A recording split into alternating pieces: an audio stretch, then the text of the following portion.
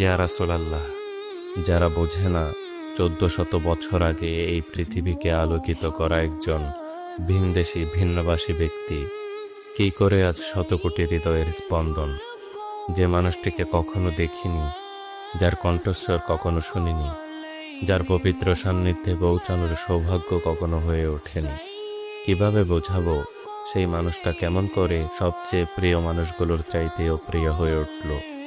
আপনাকে আমি কি করে ভালো না বাসি ইয়া রাসূলাল্লাহ? যখন আপনি আমাকে ভালোবেসেছেন সেই 1400 বছর আগে, যখন আপনি আমাকে মিস করতেন, আশা করতেন যেন আমার সাথে দেখা করতে পারেন, অথচ তখন আমার জন্ম তো দূরের কথা, আমার কোনো অস্তিত্বই তো ছিল না। সেদিন সাহাবীরা আপনার চোখে পানি দেখে বলল, ইয়া রাসূলাল্লাহ, আপনি কাঁদছেন কেন? আপনি বললেন, আমার ভাইদের দেখতে ইচ্ছে করছে। সাহাবীরা বললেন, আমরা কি আপনার ভাই নই ইয়া রাসূলাল্লাহ? আপনি বললেন, না, তোমরা আমার সাহাবী। আমার ভাই হলো তারা যারা আমার পরে আসবে এবং আমাকে কখনো না দেখেও তারা আমাকে বিশ্বাস করবে। মৃত্যু শয্যায় শুয়েও আপনার অন্তরে এই চিন্তা ছিল যে আমাদের পরিণতি কি হবে।